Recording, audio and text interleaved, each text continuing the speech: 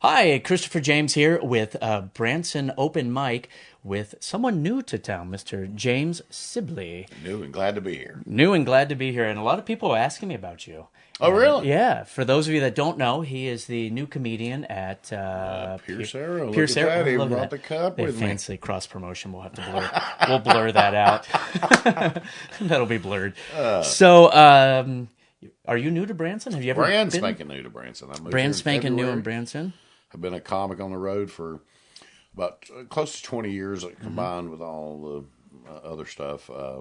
Moved. I came here. I actually came here back when Paul Harris was still at Pierce Arrow. Oh, yeah. And I filled in for him for a couple of times. I say a couple of times, probably 5 or 6 times. Yeah. And then Jarrett, I can't remember Jarrett's last name. Doherty. Yeah, Jarrett me and Jarrett were offered the job. I didn't really want the job. I wanted to hit the road. I still had dreams of going to LA and all that stuff. And, Yeah. so I passed on that job. So those dreams are shattered. Those dreams were shattered. I did it. I went to LA. Had a good time. I saw all it was. I learned a little bit of Spanish while I was out there. Oh, yeah, you have to. Yeah, you have to. And went back, and I'd been doing Carnival for a long time, Carnival cruises, and still doing some of the clubs. And the owner of the club, just out of the blue, called me and said, "Do you want to come?" And I just got married, and it kind of worked out to where while my wife was living in Memphis, I was in South Carolina. And I said, "This is a way we can be together." Being on the road is a hard long Yeah, I You did it know for a that. long time. Yeah, And especially working on a ship. on a ship is really hard. It's a unique life. Yeah. People, I've done one Carnival cruise. It's a running joke that I have. I've done over 890 cruises, and one of them was on Carnival. It was not a good experience for me. But Most people, just to get an idea, your bathroom at home, chances are is bigger than the cabin that we stay in. right. Television is limited to about, I don't know, 15 channels, and 8 of those are sports, and Yeah. 5 of those are news. So if you don't like sports and news, you're not going to really get it. I mean, it's a little bit of punishment. It's kind of like being in prison. Okay, this is what I say. And people Yeah. look at me like I'm crazy. I say it's a gilded cage because Right. it's a great place to be. It's better than drywalling and roofing and that Right, sort of job. right. But after a while, you start to go a little mental Yes. because the TV channels are what get me, because the same shows repeat, the same episodes Right. of Dirty Jobs or That's whatever. it. The same. I've Yes, seen the absolutely. Big Bang Theory episode. I saw it for 3 years. Right. And that show about the people in Alaska, Oh, man. yes. Oh, my God. Yeah.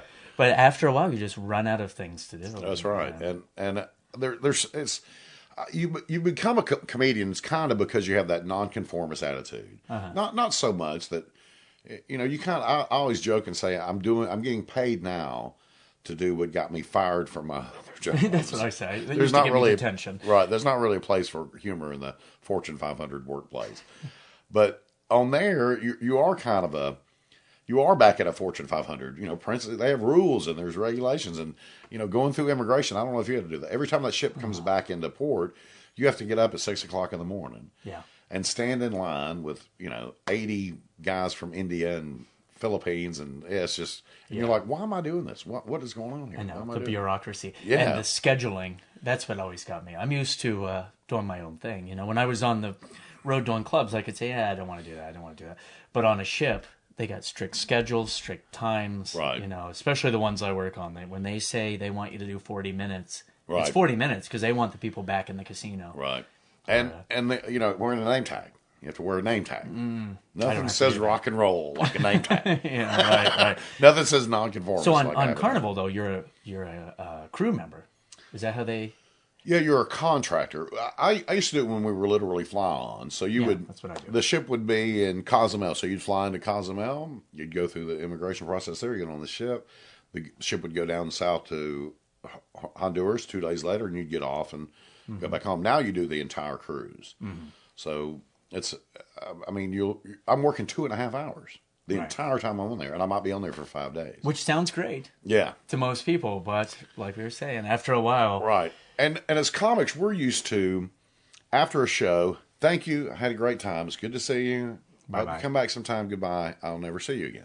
And it's not that I don't want to see him again, it's just, thanks and that. But on the ship, no, you go to the bathroom, there's that guy who was at your show last night. Yeah. And now he's thought up something funny that he wants to tell you. Oh, try this. I do magic.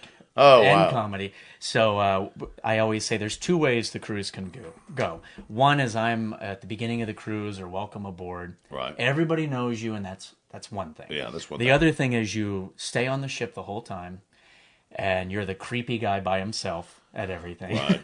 And then they know who you are at the end of the cruise. All right. So either way, but as a comedian and as a magician, let me show you a trick. My uncle does a trick. Oh, wow. Yeah. But Or I bet I same know, thing. or how did that work? Or I bet I know how this works. Yeah, or whatever. but the jokes, and I talk about this with everybody I have on here that does comedy. Do you find that most of the jokes people give you are jokes you could never possibly do? Right, or there's some other, and I mean, I'm a Southern guy. I do not say, in my act, I'm a Southern guy, but I never say the word redneck. I never say Walmart. I never say trailer park, any of that. I'm just a Southern guy telling my jokes. But I get a lot of people who come up, and especially in a club, it's like, hey man, I got one for you. And then they'll do this little look. And I know what's coming. It's going to be a racist joke. And as soon as they start that, I'll go, hey man, that's cool. I don't really want to hear that joke. Well, then you get this look on their face like, I don't know. It's almost like, well, man, I thought you was cool or whatever. Yeah, it's like we're smoking weed or something. You know. And I say, man, if you like that joke, that's fine. But I don't want other people hearing you telling me that joke. If other people hear you tell me that joke, they're going to think that that's me and that's not me. Yeah. And then for some reason they get offended. It doesn't happen on the cruise ships a lot. Yeah. But at a comedy club, yeah, sure, because people are drunk. Yeah, I had a complaint at one of my shows about that. Somebody came up and started telling me a joke, and I let him finish the joke, and I said, that's not something I could say on stage. And so he wrote a complaint. And so the producer came to me and said, what's the story with it? And I said, let me tell you the joke. Yeah. Okay? And I said, a Jew, an Arab, and he goes, stop. Okay, yeah. So yeah, we get a lot of that. Wow, and I mean, it's that I don't drink. I don't know if you do. No. Okay, I don't. Water. I drink water. I quit 20-something years ago. I only drink out of Pierce Arrow cups. There you go. Yeah. And man, something about a nice guy mixed with alcohol equals, what's the word that I can use on your show here?